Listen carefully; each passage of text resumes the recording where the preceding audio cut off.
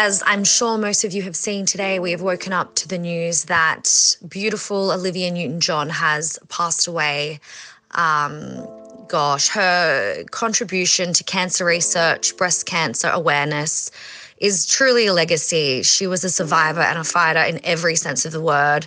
She's been battling breast cancer since 1992, so to lose her after all these years, it doesn't get easier, obviously. We're thinking of her beautiful family. I was lucky and blessed enough to do Dancing with the Stars with her daughter Chloe back in 2019, and I got to meet Olivia. She would come into the back room in the dressing room and she said my name, and I remember the day she said, "Hello, Angie," and I was like, she's an icon in every sense of the word. She was just so beautiful. She lit up every single room and she will be so missed, and I'm just sending so much love to her family because I can't imagine how they're feeling. I'm getting a little bit emotional thinking about it, but RIP to a true Australian icon, and she will be very much missed, but her legacy will live on. Very sad to hear the news today that Olivia Newton-John has passed away. What an absolute Australian icon. I think the whole country will be mourning. And she was my all-time favourite icon. I grew up and I used to try to tell people that she was my real mother, much to my own mother's chagrin. So today is a very, very sad day. I still listen to her music regularly. So sending all my love to her family, beautiful daughter Chloe. Rest in peace, Olivia Newton-John. You're an absolute legend.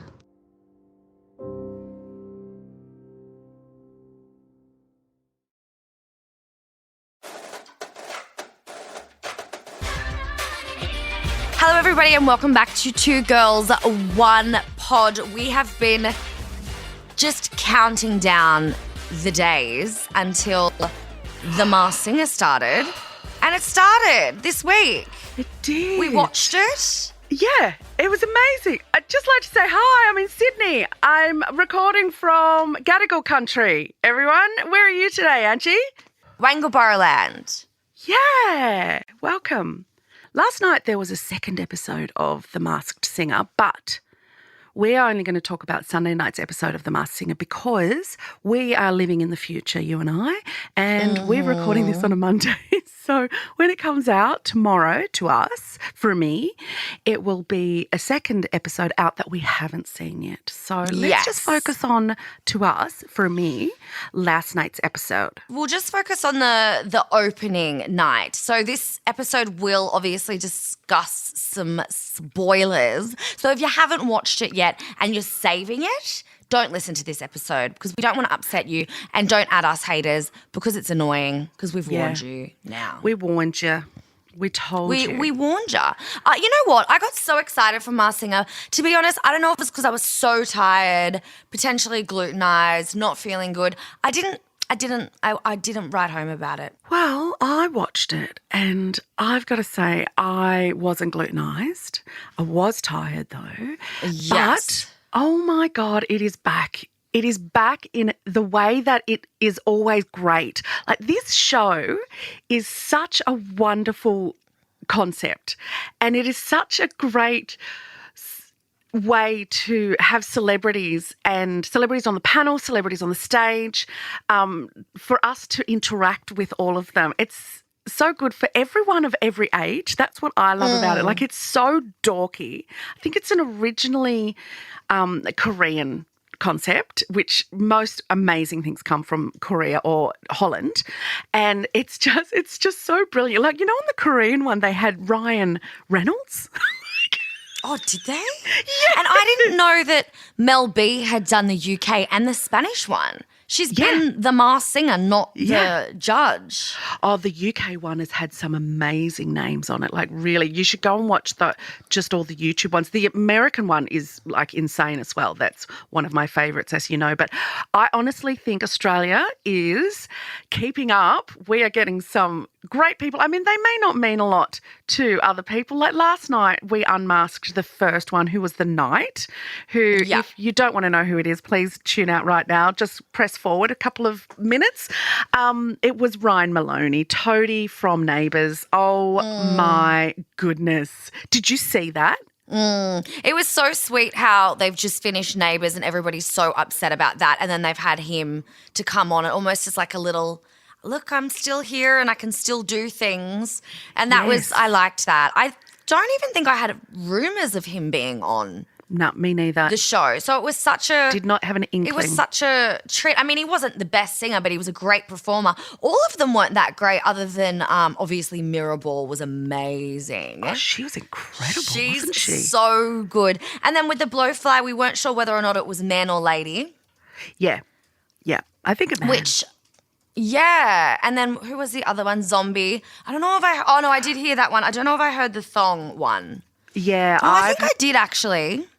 I've heard the thong is Bindi Irwin. No, I've heard. This is general consensus. Oh, that's right. They okay? guessed Bindi Irwin, didn't they? Yeah, and this is also Twitter. Like, I follow Twitter, and there are some really great sleuths on Twitter, especially Leo Scrogan, who is the EP of Fifi Fev and Nick show, and he was my EP when I was also filling in for Fifi, so I've kept in touch with him. He is a brainiac when it comes to clues and all of that kind of thing. So I just follow him on Twitter and go, whoever. Colin Vickery, who used to have his own column, entertainment column, he tweeted last night, I just love watching Masked Singer every year because I get to see who Leon says it is, and then I wait for a couple of weeks later for all of his predictions to come true. I'm like, yeah. Do they come true? He gets them every time, every single time. So he reckons So Bindi who else Irwin. has he said? Okay. He thinks Emma Wiggle is the zombie. Oh. He thinks Melody Thornton is Pussycat. No, is a Pussycat Doll, is the Mirrorball. And Yeah, that's a good guess. And the one that sang, I can't remember, Shannon Knoll. Even though someone else, I think, guessed Shannon Knoll as being someone else. Yep. They think Shannon Knoll because, the clues kind of fitted for him. Yeah, what was his song? What was he? Which one's that? Yeah. Blowfly? Blowfly? Yeah, Blowfly. I didn't get Shannon Knoll vibes, but maybe now that you say that. Hi. Yeah. Oh. Yes. What about Husey being like, I reckon it's giving me Miley Cyrus vibes, and Abby's like, that's because it's Miley Cyrus's song. And he's like, oh yeah, that could be it. That'd do it. I'm like, bless He's you. such a dad joke. Like, that's what I love about that such a show dad is that joke. we've now got Mel B, who is quite the sassy queen, and we've got Husey, who's still the dad joke. And there's a really nice between of that, and everything, and Chrissy and Abby in the middle of that. She's taking it really seriously. Mel B's taking it so seriously because she knows everyone. She loves the name drop. She loves the name drop. She loves it. And she knows everyone, so she takes it super seriously. Abby was actually surprisingly really good because she would take amazing, it really seriously too. Yeah, I think a lot of people didn't think she was going to come up with the goods of actually guessing and doing her research, and she really did. She's taken it very seriously, and her guesses were pretty good. Yeah.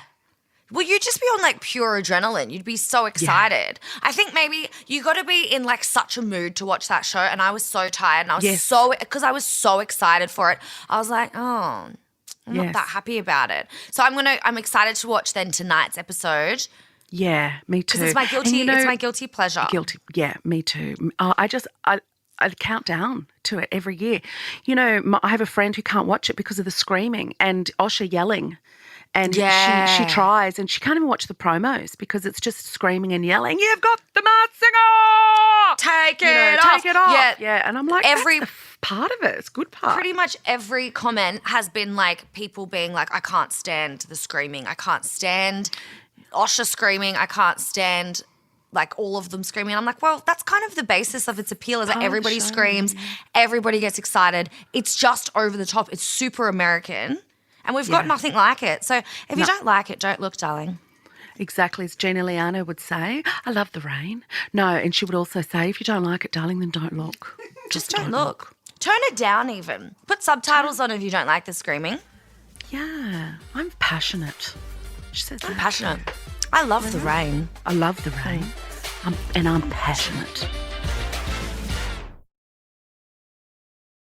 Do you know who else is absolutely wonderful like Gina Liano? Can I just say, these queens that we see on our TVs and in our big screens, they are just giving me life, Angeli Benise. They give me life. You know another woman like Gina Liano who gives me life? And yes, I do know. Go on. Jennifer Coolidge. Drake, she's taking the dogs. Oh, can you do it? You We do it better have than me. always loved her ever since I'm taking the dogs, dumbass. And I loved her on Cinderella Story. You're not very pretty. You're not very bright. Like, she's just so iconic. Legally Blonde, Cinderella Story. Bend and snap. Yep, the Bend and Snap, Stifler's mum. And then I came across Stifler's mom. a meme the other day not a meme, just like a post on the Instagrams. And it said, Jennifer Coolidge, she says, I slept with 200 people thanks to the American Pie MILF role. Stifler's mom. That movie That is iconic. was so huge back then. Like, it was 1999. So, oh God, I was a baby. I probably didn't even get half the references. But she was. She was like, But you're right into it. I weren't was you? so into the dick in the pie and the sexy MILF Dick mum. in the pie. We'll just tell Mum we ate it. Yeah. So Still one of the good. best. Remember the episode last week, we talked about gross things that people do. Yes. And the guy with the mac and cheese. Well, Yes. it's very American Pie-esque, isn't it? Yeah, but at least he didn't eat the pie after he stuck his dick in it. He just wanted that sweet, warm apple pie feeling on his knob. He didn't then eat said pie. Yeah. Yeah, that's true. That's true. And you can't blame him. I mean, if it feels good, don't make anyone eat it. No. That should be on a shirt. It should be on a shirt. That was very But- quick. Do you know, can I just tell you something? I love Jennifer Coolidge. I've never seen Cinderella Story.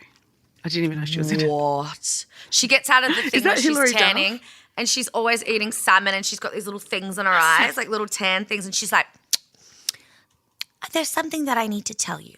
You're not very pretty and you're not very bright.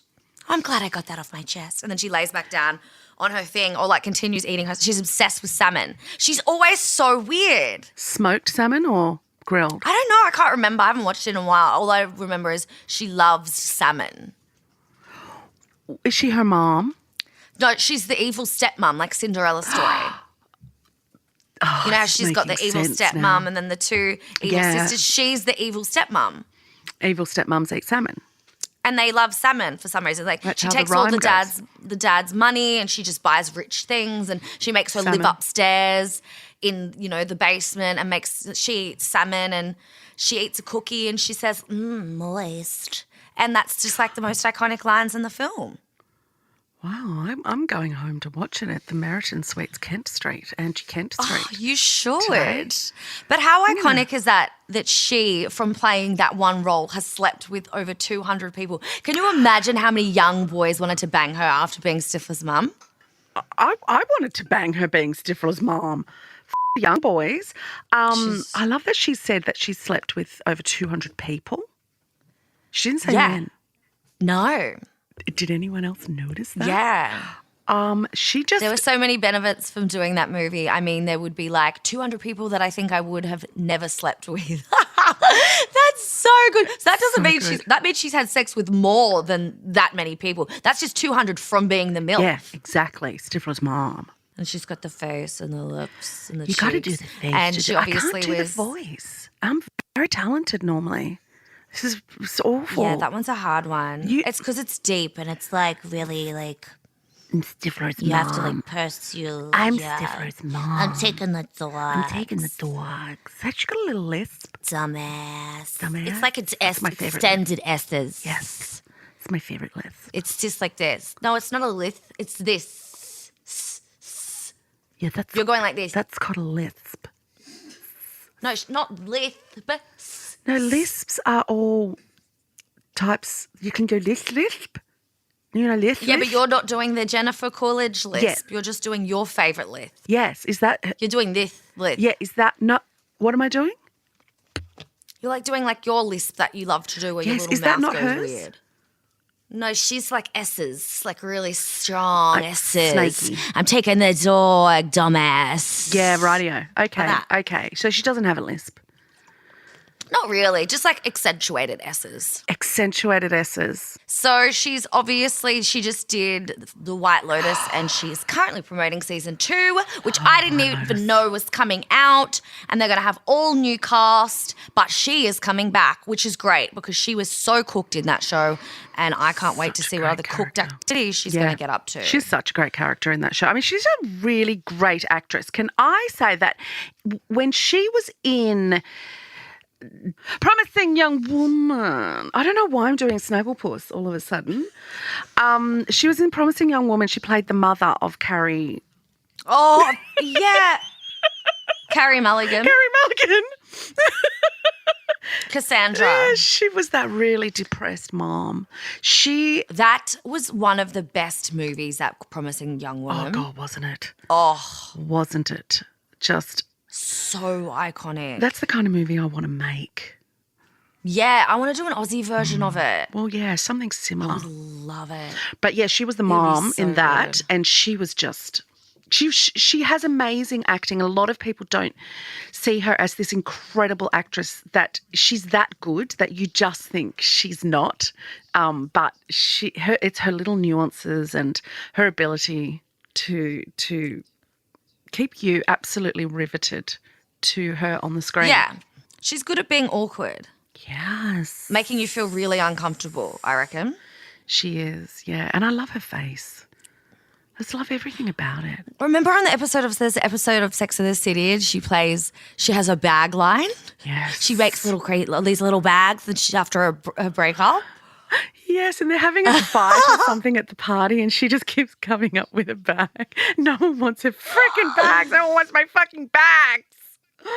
Yeah. Oh, God, she's it's iconic. so good. So many little things. We could talk days Anyway, about Jennifer Coolidge. We could. And we will. Anyway, what about when she... Just a whole episode on. Remember that time Remember when that Jennifer time? Coolidge did this? I can't wait for White Lotus 2 to come out. I hope there is a number 2 in that one as well because Murray Bartlett was brilliant in the first one, as was his bum. And all of them, actually, all of them. I read an amazing article about, an interview with the creator and director, Mike White.